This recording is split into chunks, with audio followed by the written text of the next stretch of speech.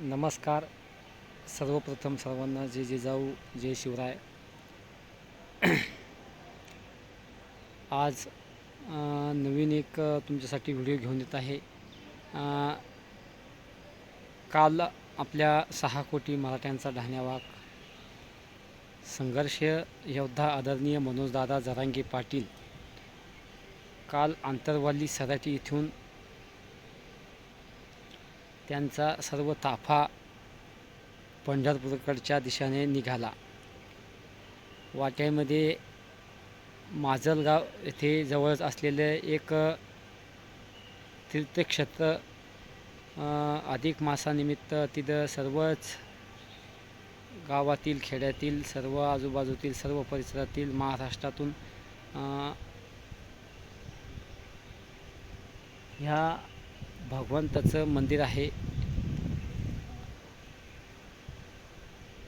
पुरुषोत्तमपुरी. त्या पुरुषोत्तमपुरीला पाटील यांनी मंदिरामध्ये जाऊन भगवंताची आरती केली, आराधना केली. पाटील यांच्या हस्ते प्रथम गणेशाच्या आरतीने सुरुवात झाली. पाटील तिथे त्यांनी सर्व आरती केली व पाद्यपूजा केली आणि नंतर महापूजाला सुरुवात झाली. पाटील यांनी तिथे दर्शन घेऊन आणि सर्व जनतेला आशीर्वाद मागितला. आमच्या शेतकऱ्यांसाठी आशीर्वाद मागितला. आमच्या शेतकऱ्यांचं राज्य येऊ दे, लवकरात लवकर पाऊस पडू दे. ह्यावेळी पाटील यांनी असं भगवंताचरणी प्रार्थना केली आणि पाटील सर्व जनतेला भेटून सर्वांचे आशीर्वाद घेतला आणि मी कायम नंतर लगेच पाटील तिथून पंढरपूरकडच्या दिशेने निघाले. पंढरपूरकडे जायचं एकच कारण होतं की पंढरपूर इथे शेतकऱ्यांच्या मागण्यासाठी सन्माननीय कर्जतचे आमदार रोहित पवार हे शेतकऱ्यांच्या कर्जमाफीसाठी श्री क्षेत्र पंढरपूर येथे कर्जमाफीसाठी बसलेले आहे. त्यांना पाठिंबा देण्यासाठी संघर्ष मराठा योद्धा आदरणीय मनोजदादा जरांगे पाटील हे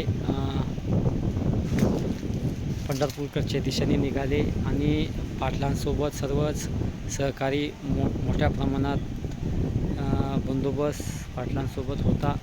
ह्यावेळी पाटील सर्व सहकारी घेऊन पंढरपूरकडे निघाले आणि पंढरपूरकडे जाऊन पाटील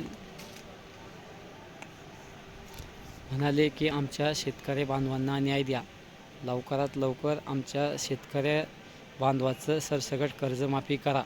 ह्यावेळी पाटील तिथे कालचा दौरा संपून पाटील पंढरपूरवरून सर्व कार्यकर्ते व सर्व सहकारी यांना भेटून पाटील थेट पंढरपूरमधून आंतरवाली सराटीकडे निघाले आणि वाटामध्ये जागोजागी मराठा बांधवांना कळताच जरांगे पाटील यांचा ताफा पंढरपूरच्या दिशेने हे माहीत होताच जागोजागी मराठा बांधवांनी स्वागतासाठी पाटील यांना आग्रह केला आणि पाटीलनाही सर्व मराठा बांधवांचा आग्रहास्तव सर्वांचे स्वागत स्वीकारले आणि संध्याकाळी ठीक पाटील 8-8:30च्या सुमारास पाटील पंढरपूर येत असताना पुन्हा सर्व कार्यकर्त्यासोबत सहकार्यासोबत पाटील कोल्हापूरच्या दिशेने निघाले.